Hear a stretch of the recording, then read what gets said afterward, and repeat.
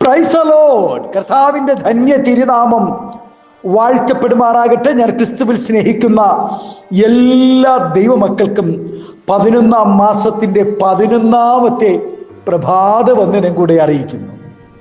ലോകമെമ്പാടുമായിരുന്നു കൊണ്ട് ഈ വചന സന്ദേശം ഈ പ്രഭാതം ശ്രവിക്കുന്ന എല്ലാ ദൈവകുഞ്ഞുങ്ങൾക്കും ദൈവദാസന്മാർക്കും ദൈവദാസന്മാർക്കും എൻ്റെ ഹൃദയത്തിൻ്റെ ആഴമേറിയ സ്നേഹത്തെയും വന്ദനത്തെയും നന്ദിയും ഒപ്പം പ്രാർത്ഥനയും അറിയിക്കുന്നു.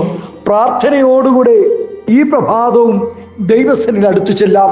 5-ാം സങ്കീർത്തനത്തിൽ സങ്കീർത്തനക്കാരൻ പാടുന്നു, യഹോവേ രാവിലെ എൻ്റെ പ്രാർത്ഥന കേൾക്കണമേ, രാവിലെ ഞാൻ നിനക്കായി ഒരുക്കി കാത്തിരിക്കുന്നു.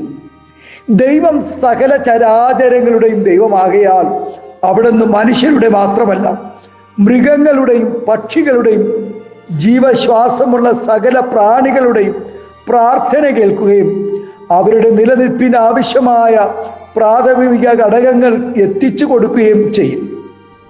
സർവശക്തിയുള്ള ദൈവം തന്നെ സകല സൃഷ്ടികളോടും ആർദ്രതയും മനസ്സലിവുമുള്ളവനാണ്. എന്നാൽ മറ്റുള്ള സാധാരണ മനുഷ്യരും മൃഗങ്ങളും പ്രാർത്ഥിക്കുന്നത് പോലെയല്ല. തൻ്റെ മക്കൾ ദൈവത്തോട് പ്രാർത്ഥിക്കേണ്ടതും ദൈവത്തോട് അടുത്തു വരേണ്ടതുമാണ്. ദൈവജനം ദൈവത്തോട് അടുത്തു വരേണ്ടതിന് ചില ഒരുക്കങ്ങൾ ഒക്കെ ആവശ്യമാണ്. അങ്ങനെ ഒരുക്കി കാത്തിരുന്ന് പ്രാർത്ഥിക്കുന്നവരുടെ പ്രാർത്ഥനകൾക്ക് ദൈവത്തിൻ്റെ മറുപടിയും ഉണ്ടാകും.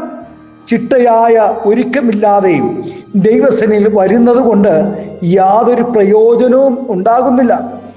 ദൈവസന്നിധിയിൽ അടുത്തു ചെല്ലുവാനും ഒരുങ്ങുവാനും പറ്റിയ സമയം രാവിലെയാണെന്നാണ് ഭക്തൻ അവകാശപ്പെടുന്നത്. നേരം പുലർന്നാൽ ഉത്തരവാദിത്വങ്ങളിലേക്കും ജോലി തിരക്കുകളിലേക്കും പ്രവേശിക്കുന്നതിന് മുമ്പേ ദൈവിക കരുതലിനായും ദൈവശബ്ദത്തിനായും തിരുസന്നിധിയിൽ എത്തിയിരിക്കുന്നത് നല്ലതാണ്. അതൊരു കാത്തിരിപ്പ് ആവശ്യമാണ്. ദൈവജനത്തിൻ്റെ ഒരുക്കങ്ങൾ പുറമേ ഉള്ളതല്ല. ദൈവദാസനെ കാണുമ്പോഴുണ്ടാകുന്ന ഒരുക്കം, കൂട്ടുവിശ്വാസികളെ കാണുമ്പോൾ ഉണ്ടാകുന്ന ഒരുക്കം, സാധാരണ ആമേസ്വത്രം ആരാധനാ സമയം ആകുമ്പോൾ ഉണ്ടാകുന്ന ഒരുക്കങ്ങൾ അതല്ല. ഇന്നത്തെ ദൈവമക്കളുടെ ഒരുക്കങ്ങളെക്കുറിച്ച് അയ്യോ പറയാതിരിക്കുന്നതാണ് ഭേദം. ദൈവജനം ഒരുക്കത്തോടുകൂടെ പ്രാർത്ഥനാലയങ്ങളിലേക്ക് ചെന്ന് ചെല്ലുവാനാണ് ദൈവം ആഗ്രഹിക്കുകയും ദൈവം ഇഷ്ടപ്പെടുകയും ചെയ്യുന്നത്. ഇരുകരയും കവിഞ്ഞൊഴുകുകയായിരുന്ന യോർദാൻ നദി പിൻവാങ്ങുകയും ജനം മറുകര കടക്കുകയും ചെയ്തു എന്നതിന് ആമേസ്വത്രം ഒരു ഒരുക്കം ആവശ്യമായി. ദൈവജനം ഒരുക്കത്തോടുകൂടെ യോർദാനിലേക്ക് പ്രവേശിച്ചപ്പോൾ ഇരുകരയും കവിഞ്ഞിരുന്ന ഒഴുകി കൊണ്ടിരുന്ന യോർദാൻ നദി പിൻവാങ്ങിയെന്ന് നമുക്കവിടെ കാണുവാനിടയാകും. ഒരുക്കത്തോടുകൂടി ദൈവസന്നിധിയിൽ പ്രവേശിച്ച മോശയ്ക്ക് ന്യായപ്രമാണം ലഭിക്കുകയും തൻ്റെ മുഖം പ്രകാശിക്കുകയും ചെയ്തു.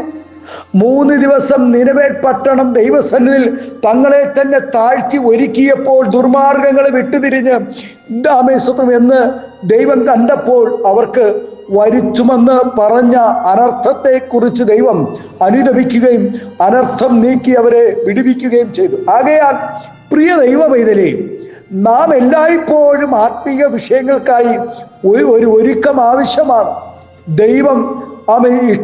ദൈവ ഇഷ്ടം അറിഞ്ഞിട്ടും നാം ഒരുങ്ങാതിരുന്നാൽ വളരെ അടികൊള്ളേണ്ടി വരുമെന്നുള്ളത് നാം മറന്നു പോകരുത്. ആകയാൽ ലോകത്തിന് വേണ്ടി ഒരുങ്ങാതെ ദൈവത്തിനായി ദൈവപ്രവൃത്തികൾക്കായി നമുക്കൊരുങ്ങാം. സ്തോത്രം, ഹല്ലേലൂയ. ഈ കാലഘട്ടങ്ങളിൽ യൗവനക്കാർ ലോകത്തിന് വേണ്ടി ഒരുങ്ങുന്നത് കാണുമ്പോൾ, ഒരു ലോക വിവാഹത്തിന് വേണ്ടി ഒരുങ്ങുന്നത് കാണുമ്പോൾ സ്തോത്രം, ജാതികളെ പോലെ ഇന്നത്തെ വിശ്വാസ മക്കൾ ഒരുങ്ങുന്നത് കാണുമ്പോൾ അയ്യോ കഷ്ടമാണ്. ഈ ഒരുക്കം ദൈവസന്നിധിയിൽ ഒരുങ്ങുവാൻ അവരെ ഏൽപ്പിച്ചു കൊടുത്തിരുന്നുവെങ്കിൽ എത്ര ശ്രേഷ്ഠകരമായിരുന്നേനെ. ഇന്ന് പ്രഭാതം ദൈവവൈതലേ, ഈ ശബ്ദം കേൾക്കുന്ന, ഈ വചന സന്ദേശം ശ്രവിക്കുന്ന കർത്താവിൻ്റെ ദാസിദാസന്മാരെ, ദൈവകുഞ്ഞുങ്ങളെ, നിങ്ങൾ ഇന്ന് പ്രഭാതം ഒരു ഒരുക്കത്തോടുകൂടെ ആയിരുന്നുകൊണ്ട് നിങ്ങളുടെ ഹൃദയത്തെ കർത്താവിന് വേണ്ടി വിട്ടുകൊടുക്കാൻ നിങ്ങൾ തയ്യാറാണെങ്കിൽ ഉറപ്പായും ആമേൻ നിങ്ങളെ വിടുവിക്കുന്ന, കഴിഞ്ഞ നാളുകളിൽ ഭക്തന്മാരെ വിടുവിച്ച അതേ ദൈവം ഇന്ന് പകൽക്കാലം നിങ്ങളെ വിടുവിക്കുവാൻ ആമേൻ ഒരുക്കമാണ്. ഒന്ന് ഒരുങ്ങാമോ? ദൈവസന്നിധിയിൽ ഒന്ന് ഏൽപ്പിച്ചു കൊടുക്കാമോ? സ്തോത്രം, ഹല്ലേലൂയ. കർത്താവിൻ്റെ സന്നിധിയിൽ ഒരുങ്ങുന്നവരെ ദൈവം ആദരിക്കുവാനിടയാകും.